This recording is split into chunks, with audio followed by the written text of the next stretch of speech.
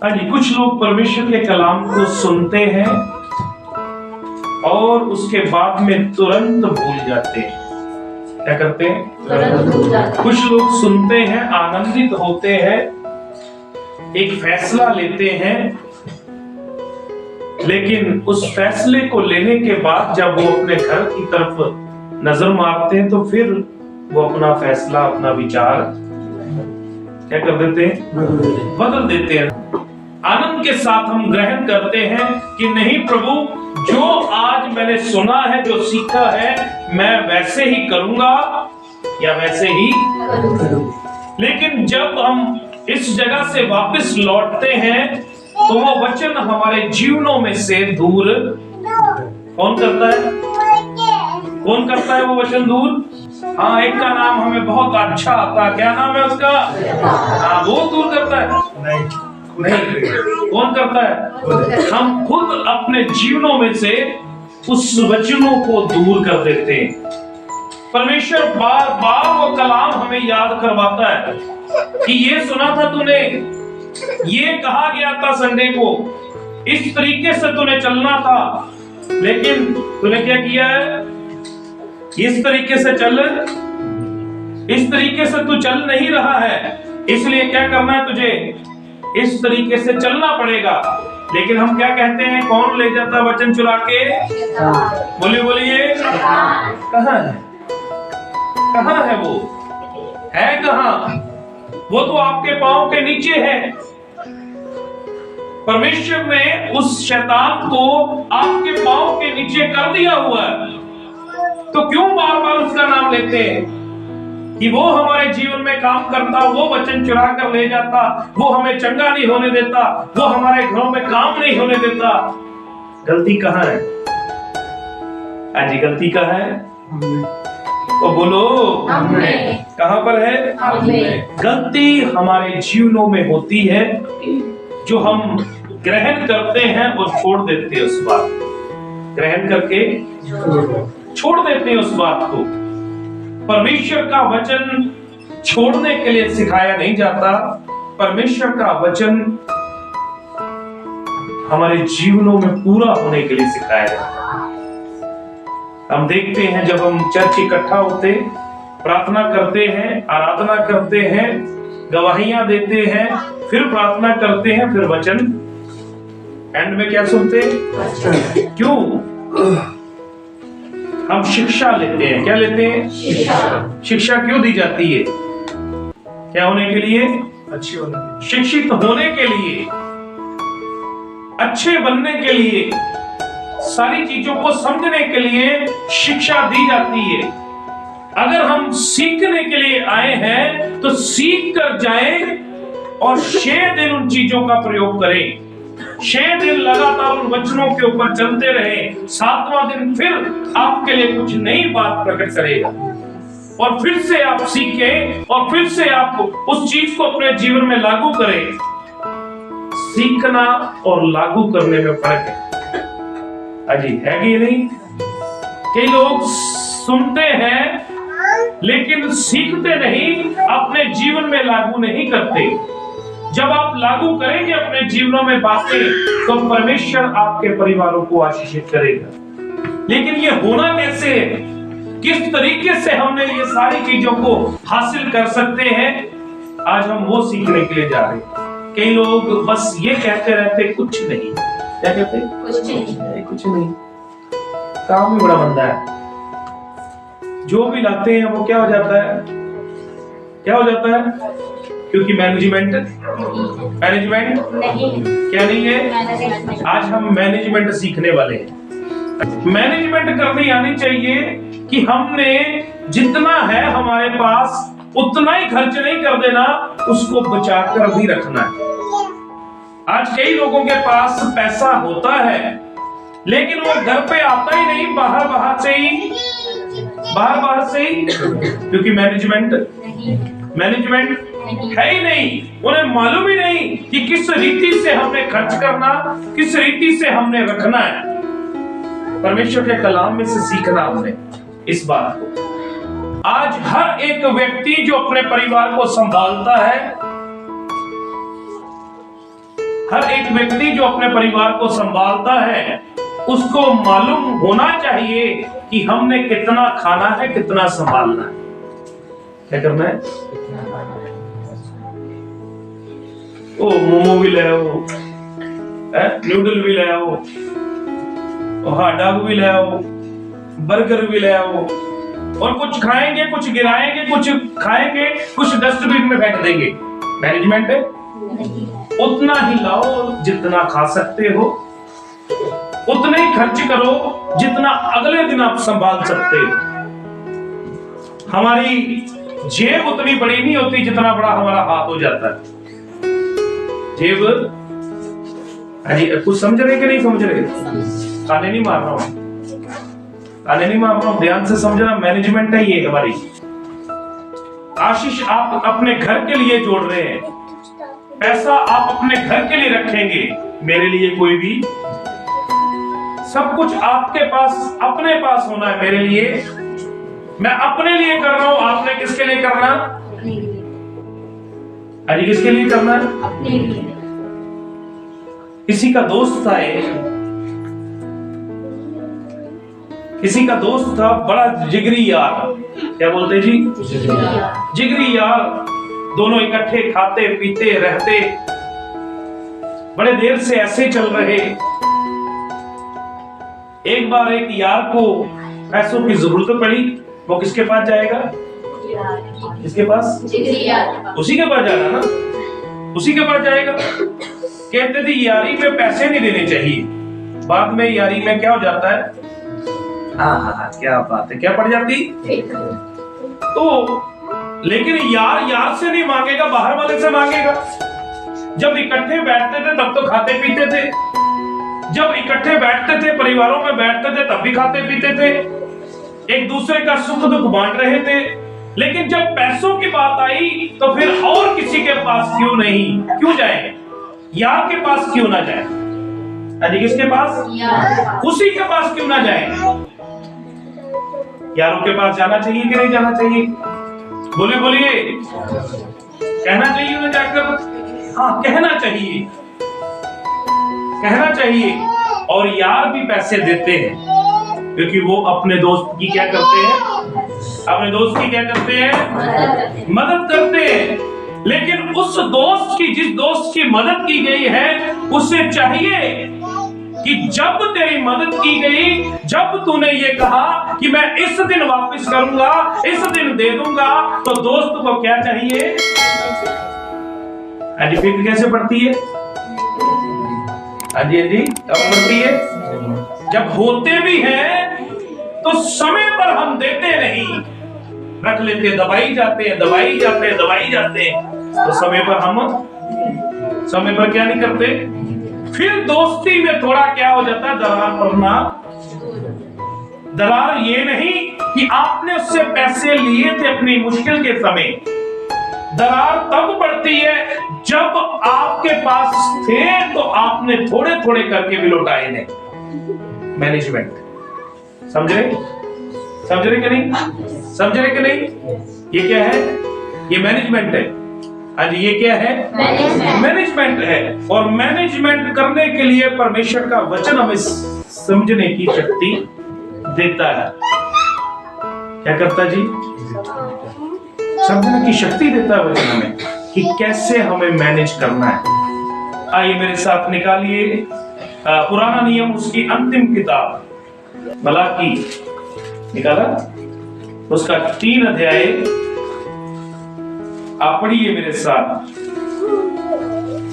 7 वचन से।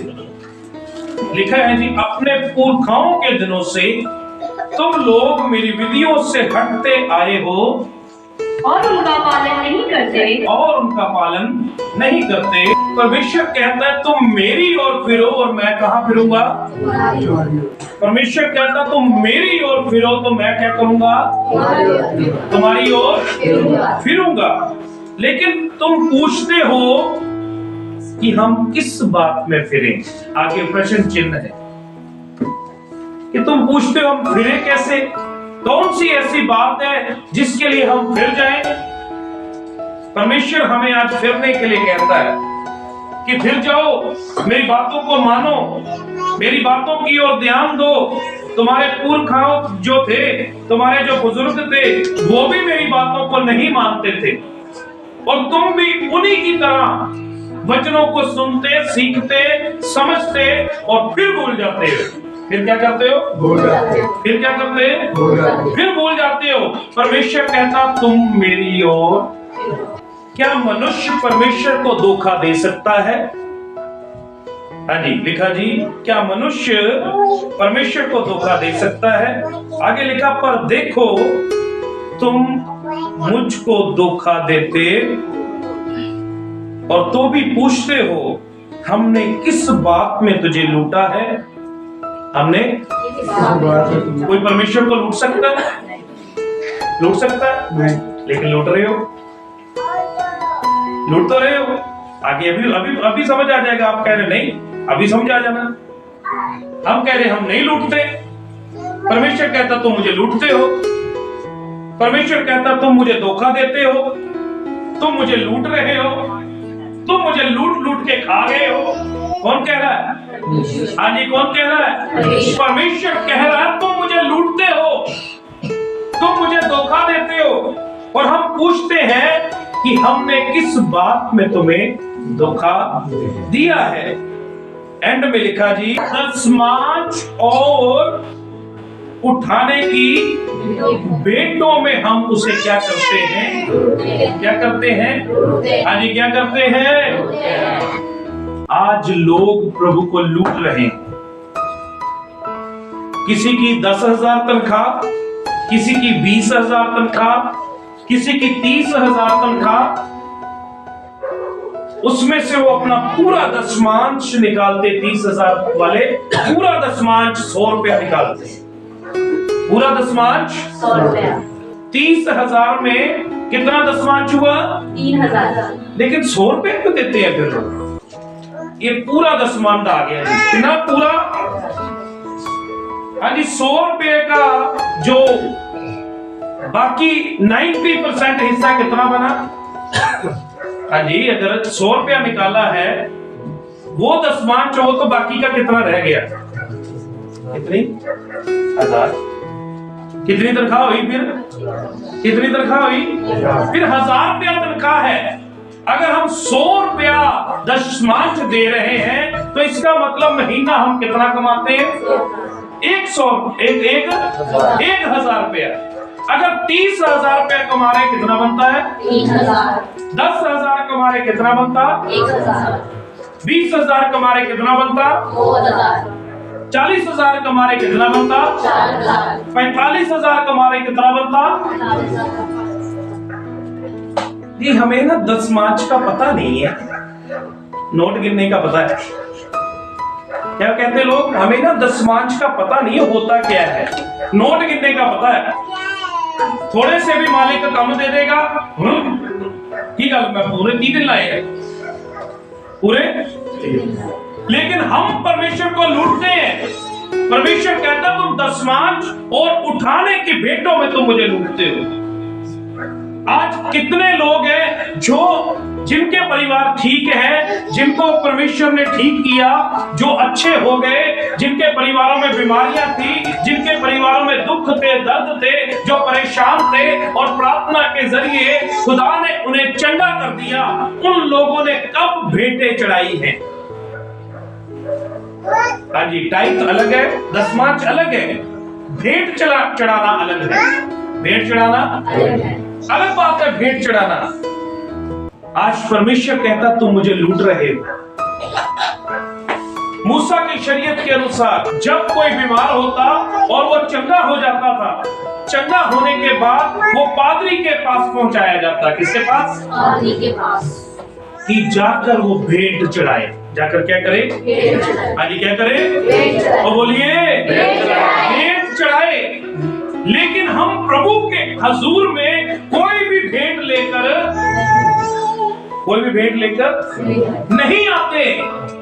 अगर कोई भेंट लेकर आ रहा है, लेकिन कई लोग क्या करते हैं, जो भेंट भी चढ़ाते हैं, वो सबसे सस्ता सामान प्रभु की हजूरी के लिए चुनेंगे। कौन सा सामान? सस्ता। लेकिन परमेश्वर का जब भवन बनाया गया, लिखा है चोखा सोना होना चाहिए। क्या होना चाहिए? चोखा सोना, कोई मिलावट नहीं होना चाहिए। किसी भी किस्म की मिलावट ना हो। जब तुम भेंट चढ़ाने जाते हो, तुम्हारा ये जो भेंट बलिदान करने के लिए जा रहे हो, वो अंधा नहीं होना चाहिए, लंगड़ा नहीं होना चाहिए, खुजलीदार नहीं होना चाहिए, उसमें किसी तरीके का दोष नहीं होना चाहिए। ये तो तुम्हारी भेंट कबूल नहीं होगी। आज हम पैसे लेते हैं और बांटते हैं बस परमेश्वर के लिए। बोलते जी वो ना निकाल सकते नहीं, खर्चे बहुत है, ईएमआई बढ़िया आ रही है, हाँ जी, लोन पे बहुत कुछ उठाया हुआ है, लोन पे। आजकल लोगों के सिस्टम बड़े जबरदस्त हैं, इसलिए वो मैनेजमेंट कर नहीं पा रहे। तनख्वाह 20,000 होगी, 10,000 तो लोन की किश्ती दे रहे होंगे, तो प्रभु के लिए क्या निकालेंगे? प्रभु के लिए मैनेजमेंट, हमें मैनेजमेंट करना नहीं आता। परमेश्वर का कलाम हमें मैनेजमेंट करने के लिए सिखाता कि जब तनख्वाह तुम्हारे पास आती है, जब तुम पे लेते हो, उसमें प्रार्थना करो। क्या करो? जब आपकी तनख्वाह आए, उसके ऊपर प्रार्थना करो, प्रभु तेरा धन्यवाद, तूने मुझे हिम्मत दी, ताकत दी, पूरा महीना तूने मुझे सामर्थ दी कि मैंने काम किया, और ये तूने मुझे इसके लिए फजल दिया, अनुग्रह दिया कि ये मैंने कमाया है, ये मैंने कमाया। अब इसमें से मैं तेरे लिए इस दशमांश को निकालता हूं। क्या करता हूं? और बाकी जो बचा है प्रभु, इसमें तो इतनी आशीष दे कि मेरा पूरा महीना चल जाए और कुछ बच भी जाए। मांगोगे तो तुम्हें दिया जाएगा। हम यही आयत समझते हैं, खाली मांगोगे तो तुम्हें दिया जाएगा। तुम ना दिया करो, तुम हम नहीं देंगे, हम नहीं, क्योंकि हमें एक आयत मालूम है और कि परमेश्वर का तो पूरा जंगल है, परमेश्वर का पूरा जंगल है। अगर परमेश्वर को भूख लगे तो वो क्या जंगली जानवरों को ना खा ले? सब कुछ तो उसी का है, हमें ये वचन मालूम है, इसलिए हम उसका भी खाते जा रहे हैं। इसीलिए तो वो कह रहा है कि तुम मुझे क्या करते हो? लूटते हो और धोखा देते हो। क्या करते हो? लूटते हो और धोखा देते हो। परमेश्वर को धोखा देना और लूटना, जो परमेश्वर को धोखा देते हैं, लूटते हैं, वो सुखी रहेंगे? हाँ जी, उनके पास कुछ होगा नहीं, हाँ जी, वो कुछ अपने पास रख सकते हैं? नहीं, वो अपने पास कुछ भी रख नहीं सकते। परमेश्वर आगे वायदा कर रहा है आप लोगों के साथ। परमेश्वर हमारे साथ कुछ वायदा करता है, फिर हमारे पास, कईयों के पास ये भी बहाने होते हैं, बहुत बहाने होते हैं कि हमारा किराया इतना है, बच्चों का खर्चा इतना, बच्चों की फीस इतनी, ये मुझे तो तनख्वाह मिलती ही नहीं, हमारा तो प्राइवेट काम है, जितने मिल गए। लेकिन हर एक वो व्यक्ति जो मैनेजमेंट करना जानता है, जैसे उसको 200 रुपए रोज का मिल रहा, वो 20 रुपए रोज के भी निकाल सकता है, दशमांश निकाल सकता कि नहीं? निकाल सकता कि नहीं? वो 20 रुपए रोज के दशमांश भी निकाल सकता है, फिर 180 पे प्रभु आशीष देगा। आज देगा कि नहीं देगा? बच्चे बीमार नहीं होंगे, परिवार में कोई तंगी तकलीफ नहीं आएगी, डॉक्टर की फीस 350, डॉक्टर की फीस 500, डॉक्टर ने दवाई लिखी थी 1500 की, वो क्या करेंगे? तब कहां से आते हैं? तब कहां जाते हैं? कहां से आ जाते हैं पैसे? डॉक्टरों के लिए हमारे पास बहुत पैसा, लेकिन प्रभु के लिए दशमांश कोई भी निकाल के राजी नहीं। परमेश्वर को लूट रहे हैं। अगर आप मैनेजमेंट करना सीख जाते हो, यही हमारे लिए आशीष का कारण है। आप में से कितने लोग प्रार्थना करते हैं? हाथ दिखाइए। प्रार्थना हमें क्या देगी? प्रार्थना करेंगे, हम आत्मा में बढ़ने वाले हैं। प्रार्थना हमें आत्मिक रीति से उन्नत करती है। प्रार्थना हमें हमारी आत्मा को मजबूत करती, प्रार्थना हमें सतर्क करती है प्रभु में। लेकिन जो अपना पैसा बोता है वो पैसा काटता है। हाँ जी, क्या? जो प्रार्थना बोएगा क्या काटेगा? वो आत्मिक जीवन बोएगा। जो अपना पैसा बोएगा वो पैसा काटेगा। बो दिया हमने आलू बो दिया, आलू का बीज, और बैठ के हम उसके सराहने, हाँ जी, बैठ के सेब निकलेगा, सेब निकलेगा, सबको खिलाऊंगा। क्या निकलने वाला है? सेब। हाँ जी, बीज कौन सा था? आलू का। तो सेब कहां से निकल आएगा? हाँ जी, सेब 30,000 तुम्हारी तनख्वाह, 100 रुपया तुम पादरी के हाथ में रख रहे हो। 100 रुपया किसके हाथ में? 100 रुपया पादरी के हाथ में रख रहे हो और कह रहे हैं क्या है जी? अब क्या निकलेगा? अब सेब निकलेगा। सेब निकलेगा, आलू भी नहीं निकलेगा। क्या? आलू भी नहीं निकलने वाला, क्योंकि पता ही नहीं लगेगा वो बाकी का 29,900 रुपए कहां चलेंगे, कोई पता नहीं लगा। 500 रुपए डॉक्टर को दे आएंगे, 1500 रुपए की दवाई ले आएंगे, और फिर से हफ्ता खा के देखेंगे ना आराम नहीं लगा, नवा डॉक्टर। क्या? फिर से? लेकिन वही अगर हम परमेश्वर को ना लूटे, अगर हम अपनी सैलरी के ऊपर, अपने पैसों के ऊपर प्रार्थना करना शुरू करें और उसमें से परफेक्ट अच्छी रीति से अपना दशमांश देना शुरू करें, तो क्यों ना प्रभु हमें आशीष। 9 वाक्य पढ़ना। तुम पर भारी श्राप पड़ा है। हाँ जी, किस पर श्राप पड़ा? नहीं, तुम पर नहीं पड़ा, तुम सब अच्छे हो। ये उन पर पड़ा है जो परमेश्वर को लूटते हैं, जो कहते कमाते तो हम, लेकिन खाएगा कौन? पादरी खाएगा। कौन खाएगा? जब कोई प्रॉब्लम होती कौन आता? जब कोई दिक्कत परेशानी होती किसको फोन जाता? जब कोई बर्थडे होता किसको फोन जाता? जब कोई मर जाता कौन दफनाने आता? जब पैसा कमाते हैं तो रेस्टोरेंट किसके साथ जाते? तब किसके साथ जाते? हाँ जी, भागे बहु किसके साथ जाते? घूमने किसके साथ जाते? जब घर में परेशानी आती कौन आता? घूमने किसके साथ? ये कई लोग कहते हैं पादरी को, जी आप तो हमारे घर आते ही नहीं। क्या कहते हैं? बोलिए हमारे घर आते ही। पादरी काम करे या आपके घर आए? क्या करें? क्योंकि आप तो दशमांश निकालते ही नहीं। बोलिए, क्या नहीं निकालते? तो पादरी कैसे आ जाएगा? हम परमेश्वर को लूटते हैं, इसलिए हमारे ऊपर भारी श्राप। कितने सुन हो गए आज, है ना? नहीं तो यहाँ पे हालेलुया आवाजें आती है, आमीन, हालेलुया, आमीन। अब क्या हो गया? सुन हो गए सारे। क्यों सुन हो गए? क्योंकि जेब पे मैंने दावा बोल दिया।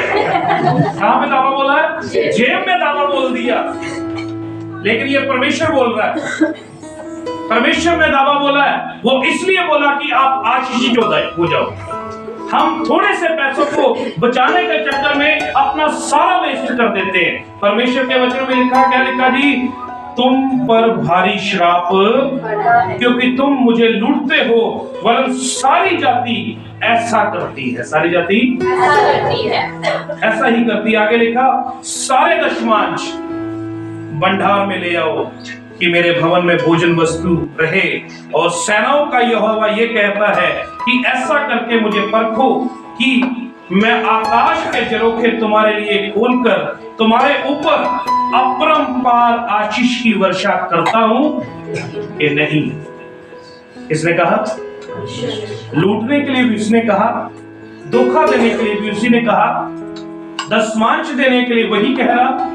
और लिखा, जो दशमांश नहीं देता उन पर श्राप पड़ा, और जो देता है उनके लिए ये लिखा कि मैं आकाश के झरोखे उनके ऊपर खोल दूंगा। हम परमेश्वर को लूट रहे हैं। क्या करते हैं? लिखा, हर एक जाति ऐसा ही करती है। भेंट चढ़ाने में हम पीछे हैं, दशमांश देने में पीछे हैं, परमेश्वर के लिए कुछ करने के लिए पीछे हो जाते हैं। लेकिन जब बारी आती है अपने घर के प्रोग्राम की, अपने परिवारों के प्रोग्राम की हम बहुत खुला खर्च करते हैं। क्या करते हैं जी? बहुत खर्च करते हैं, वो बढ़िया बढ़िया खर्च करते हैं। और जब पादरी को देने की बारी आती है, जेब में से सबसे छोटा नोट निकालते हैं। क्या करते हैं? जब बुलाए गए मीटिंग में, सभी बुलाए गए बड़े प्रोग्राम में, वहां पर आकर प्रार्थना की किसने? मीटिंग किसने शुरू की? वचन किसने बोया? सब कुछ किसने किया? और जब पादरी को देने का टाइम आया तो क्या दिया? केक भी 2500 रुपए का होगा, मुर्गा भी अच्छा बनाया होगा, जो बच जाएगा 3 दिन बाद भी खाते रहेंगे। लेकिन जब पादरी को देने की बारी आती है, हाथ टाइट चल रहे, अगली बारी करांगे तक हम लूटते हैं खुदा। किसको लूट रहे?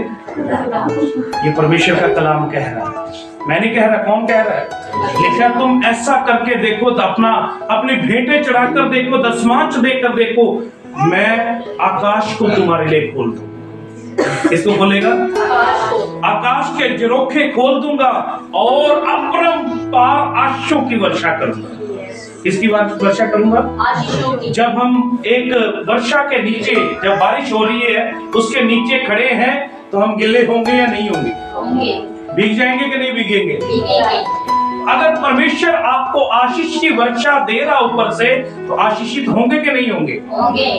अगर आप खुदा के लिए कुछ नहीं कर रहे, अपना दान दशमांश नहीं दे रहे, तो आप श्रापित होंगे कि नहीं होंगे? फिर हम अगर नहीं देते, तो परमेश्वर का कलाम क्या कह रहा? तुम क्या है? तुम पर भारी श्राप पड़ा है। श्राप क्या हो जाएगा? बीमारी, तकलीफ, अशांति, बंधन, अजीब अजीब किस्म की परेशानियां। हमारे बच्चे अच्छे नहीं होंगे, नशे में पड़ जाएंगे, बुरी आदतों में फंस जाएंगे, बुरी संगति रखेंगे, बुरे बुरे विचार रखेंगे। हमारी बेटियां अच्छी नहीं होंगी, गलत विचार रहेंगे, गलत काम होंगे। ये श्राप है। अरे ये क्या है? किसको? ये किसको? माइक दिया तुझे, ये किसको? हाँ, और जोर से बोलना बेटे। और जो धोखा देता है उसके ऊपर ये श्राप पड़ेगा। अगर जो आशीषित होना चाहता है, तो ये मलाकी एंड की किताब में 3 अध्याय में 10वें वर्ष में वो कहता है, मैं तुम पर आशीषों की वर्षा करूंगा, अपने भंडारों को, अपने जरूरतों को तुम्हारे लिए खोलूंगा। क्या करूंगा? मैनेजमेंट। क्या है? मैनेजमेंट। अगर आपके पास 10,000 हैं, 1000 रुपया प्रभु का है। 1000 रुपया किसका है? प्रभु का। 8000 खर्च कीजिए, 1000 रुपया जमा कीजिए। 1000 रुपया क्या करना है? 1000 रुपया क्या करना है? आपने यही सोचना है, हमारी 8000 रुपया तनख्वाह है। क्या सोचना है? आज जितनी जिसकी ज्यादा तनख्वाह, उसके उतने ज्यादा खर्चे, उसके उतने ही ज्यादा खर्चे। पहले कोट वो 500 रुपए का पहनता था, जब तनख्वाह बढ़ गई कितने का पहने लग गया? 5000। कितने का? 5000। जीरो आगे लग गया, जीरो की कोई कीमत ही नहीं। जीरो की तो बहुत कीमत है। पहले 500 का, फिर क्या कर दिया? 5000 का। लेकिन दशमांश कितना?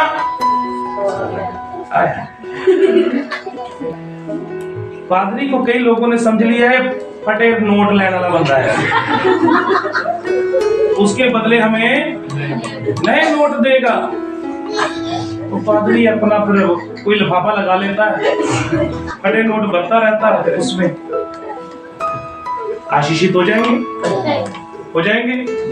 मैं आज तक, सुनिए, मैं आज तक जब से प्रभु में आया, जब से मैंने इस कलाम को सीखा समझा, कोरा नोट ढूंढता हूं खुदा के। कौन सा नोट?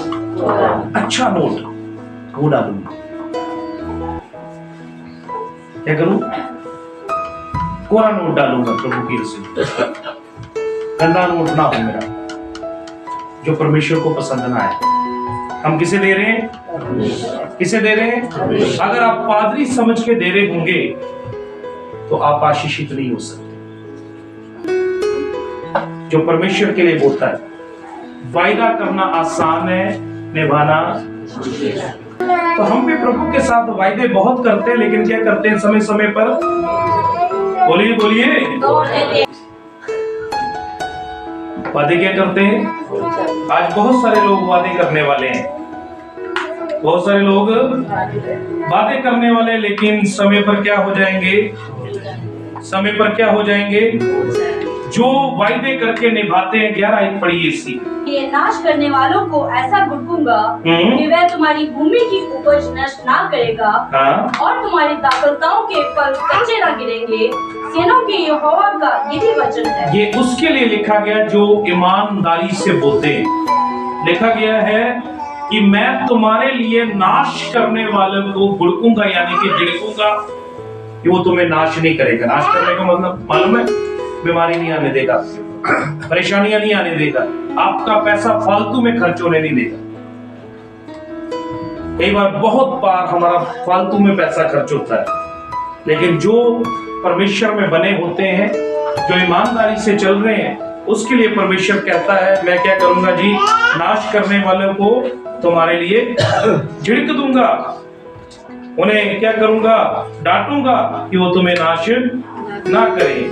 अगर मैं आपके लिए पढ़ूं एक आयत, ध्यान से मेरी तरफ देखिए, मैं पढ़ रहा हूं आपके लिए। 2 कुरिन्थियों 9:6 आयत लिखा है, परंतु बात तो ये है कि जो थोड़ा बोता है वह थोड़ा काटेगा, थोड़ा काटेगा भी, परंतु जो बहुत बोता है वह क्या करेगा? बहुत काटेगा। थोड़ा बोना और बहुत बोना, जितना बोओगे उतना क्या कर लेंगे? उतना क्या कर लेंगे? काट लेंगे। एक जन जैसा मन में खाने वैसा ही दान करे। कैसा? जैसा मन में ठान ले वैसा ही दान करे, ना कुड़कुड़ के। समझा रही? क्या लिखा जी? ना कुड़कुड़ के और ना दबाव से, ना कुड़कुड़ के और ना दबाव से, क्योंकि परमेश्वर हर्ष से देने वालों से प्रेम रखता है। हालेलुया। आज क्या करना? दान कैसे देना है? आनंदित होकर देना है।